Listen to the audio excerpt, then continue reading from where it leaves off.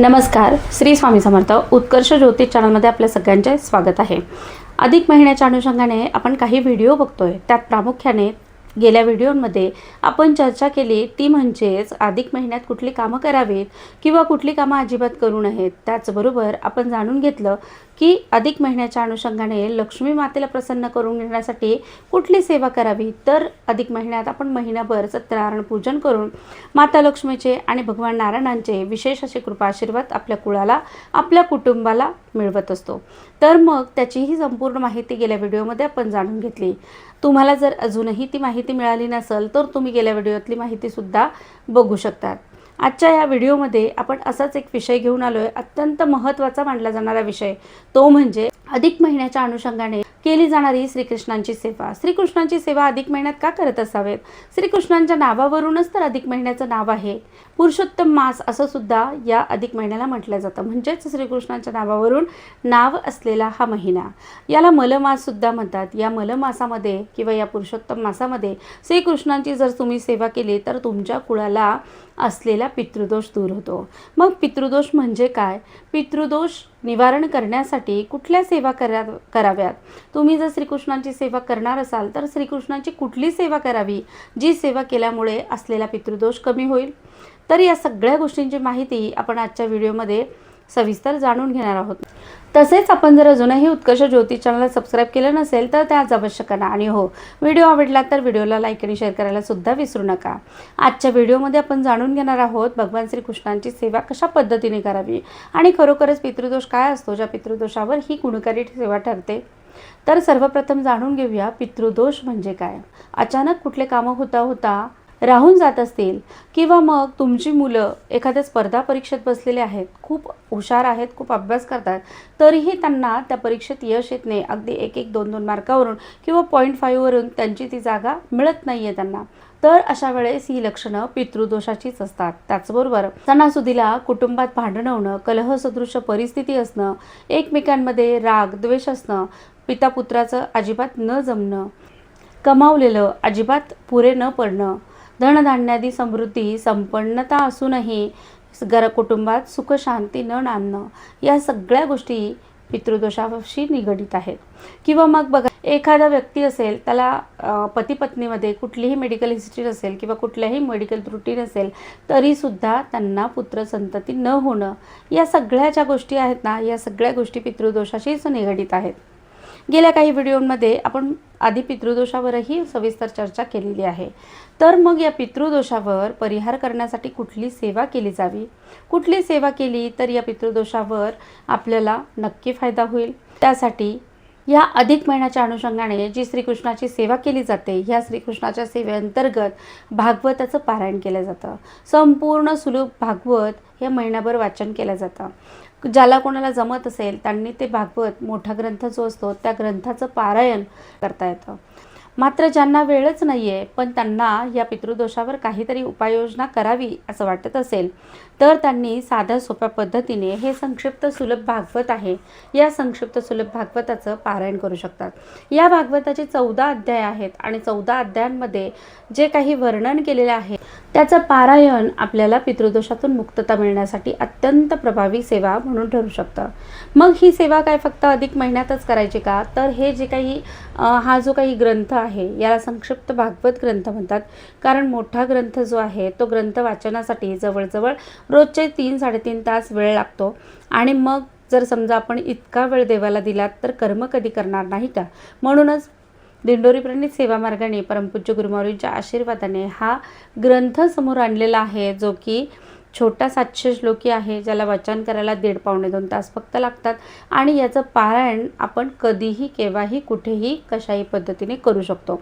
सहज साध्या सोप्या भाषेत असलेला हा ग्रंथ वाचनासाठी अत्यंत सोपा आहे आणि म्हणून तुम्ही त्याचं पारायण व्यवस्थित यथोचित करू शकता.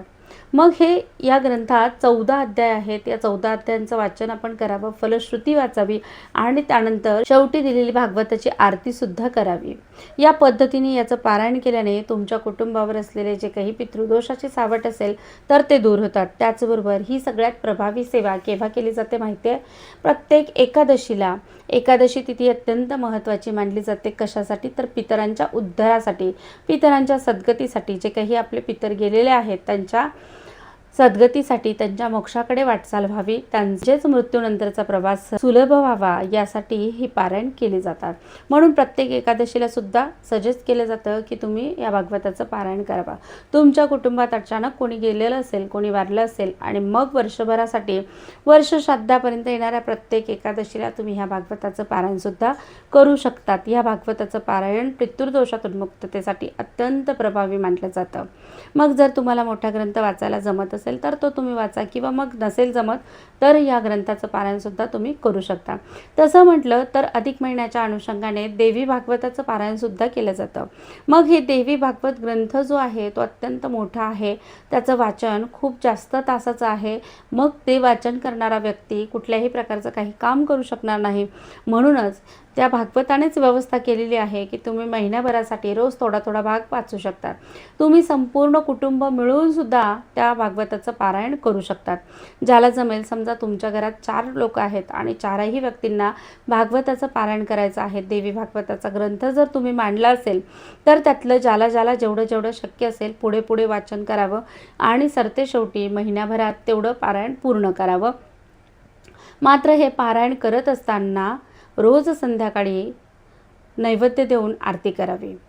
देवतांना जेव्हा आपण नैवेद्य देतो ना, सगळ्यात महत्त्वाची गोष्ट आहे ही, जेव्हा आपण देवतांना अभिषेक करून देवघरात स्थानापन्न केलेलं आहे तर त्या देवतांना नैवेद्य देणं आणि आरती करणं हे क्रमप्राप्त आहे। म्हणून जर तुम्ही तुमच्या देवघरातील देवतांना नैवेद्य देत नसाल तर आजपासून तो द्यायला सुरुवात करा।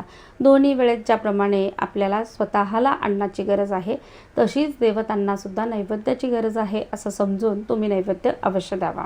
जर तुम्ही अभिषेक करून देवतांना स्थापन केलेलं आहे आणि रोज नैवेद्य देत नाहीत किंवा आरती करत नाहीत तर त्या देवतांमधलं देवपण कमी होतं, क्षीण होतात ते, आणि म्हणून त्यांची जी ऊर्जा असते ती ऊर्जा आपल्यासाठी कामी येत नाही। त्यासाठी देवतांचा हा महत्त्वाचा नियम सुद्धा आजच्या व्हिडिओच्या अनुषंगाने सहज आठवला म्हणून सांगितला, तर तो सुद्धा नियम अवश्य पाळावा। भागवताच्या ग्रंथाचं वाचन आपण करावं, आवर्जून करावं। फक्त भरभर वाचून न जाता तो ग्रंथ समजून घ्यावा आणि चिंतन करावं, ज्यामुळे आपल्याला आपल्या जीवनात असलेले बरेच सत्य उलगडता येतील।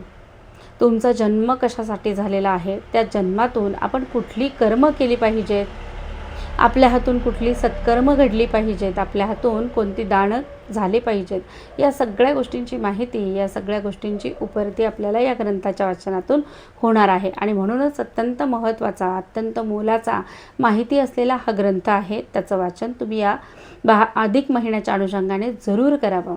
त्याचबरोबर सगळ्यात एक प्रभावी सेवा आहे, तुम्हाला मी मगाशी म्हटलं होतं व्हिडिओच्या सुरुवातीलाच की सरतेशेवटी एक प्रभावी सेवासुद्धा मी तुम्हाला सांगणार आहे। तर ती प्रभावी सेवा कुठली आहे? या अधिक महिन्याच्या अनुषंगाने श्रीकृष्णाची सेवा करावी असं मगाशीच म्हटलं की श्रीकृष्णाची सेवा केल्याने तुम्हाला काय फलितं मिळणार आहेत। तर या श्रीकृष्णाच्या सेवेच्या अंतर्गत तुम्ही रोज बाळकृष्णाच्या मूर्तीवर अभिषेक करावा, ही एक सेवा महत्त्वाची आहेच, पण त्याचबरोबर रोजच्या रोज विष्णू सहस्रनाम स्तोत्राचं पठण करावं। या विष्णू सहस्रनाम स्तोत्राचं पठण करणाऱ्या व्यक्तीला जीवनात कधीही कुठल्याही प्रकारच्या समस्या, अडचणी भेडसावत नाहीत। आणि म्हणूनच एरवीसुद्धा तुम्ही करू शकतात। मात्र तुम्हाला एरवी जमत नसेल तर किमान अधिक महिन्यात संपूर्ण महिनाभर या विष्णू सहस्रनाम स्तोत्राचं सुद्धा पठण करावं। विष्णू सहस्रनाम स्तोत्राबद्दल अधिक माहिती सांगणारा एक व्हिडिओसुद्धा आपल्या चॅनलवर आहे, स्क्रोल करून बघितलात तर तोही व्हिडिओ तुम्हाला आवडल्याशिवाय राहणार नाही। तुम्हाला जर या स्तोत्राबद्दल संपूर्ण सविस्तर माहिती हवी असेल तर स्क्रोल करून तोही व्हिडिओ अवश्य पाहावा। प्रयत्न करूया डिस्क्रिप्शनमध्ये त्याची लिंक टाकण्याचा, जेणेकरून तुम्हाला लवकरात लवकर तो व्हिडिओ सापडेल। तर मग आजच्या या व्हिडिओमधून अशा प्रकारे आपण जाणून घेतलं की अधिक महिन्याच्या अनुषंगाने भागवताचं पारायण कसं करावं, भागवताचं पारायण करत असताना कुठले नियम पाळावेत का, फक्त भागवताचं पारायण करत असताना नियम पाळायचा झाला तर परान्न वर्ज्य करावं। म्हणजे आपण केलेलं पुण्य आपल्या पदरी पडेल। आता या अधिक महिन्याच्या अनुषंगाने आपण हे पारायण करणार आहोत। मात्र हे पारायण करत असताना आणि अधिक महिना सुरू असताना अर्थातच मांसाहार करायचा नाहीये। नियम पाळून तुम्ही जर सेवा केली तर ही सेवा तुमच्यासाठी नक्की फलदायी ठरणार आहे। तुम्हाला जर अडचण असेल, मासिक धर्म असेल, सोयर सुतक असेल तरी सुद्धा तुम्ही या ग्रंथाचं पारायण करणं टाळलं पाहिजे। तर मग अशा प्रकारे आजच्या या व्हिडिओमधून आपण जाणून घेतलं श्रीकृष्णांची सेवा कशी करावी, भागवताचं पारायण कसं करावं। हा व्हिडिओ जरा लवकर पाठवण्याचं कारण असं आहे की जर तुमच्याकडे व्यवस्था नसेल, तुमच्याकडे भागवत ग्रंथ नसेल तर तुम्हाला हा ग्रंथ मागवता यावा, यासाठी सगळ्यात आधी हा व्हिडिओ टाकण्याचं प्रयोजन आहे। या व्यतिरिक्त अधिक महिन्याच्या अनुषंगाने जर तुम्हाला काही प्रश्न असतील तर आवर्जून हे प्रश्न विचारा, त्याचे उत्तर द्यायला मला नक्कीच आवडेल। व्हिडिओ आवडला असेल तर व्हिडिओला लाईक आणि शेअर करा। या पुढच्या सर्व व्हिडिओंमध्ये अधिक महिन्याची सविस्तर माहिती असेल तर तेही व्हिडिओ आवर्जून पहा। अशा छान छान माहितीसाठी उत्कर्ष ज्योतिष चॅनलला आजच सबस्क्राईबही करा आणि व्हिडिओ आवडला तर व्हिडिओला लाईक आणि शेअर सुद्धा करा। धन्यवाद। श्री स्वामी समर्थ।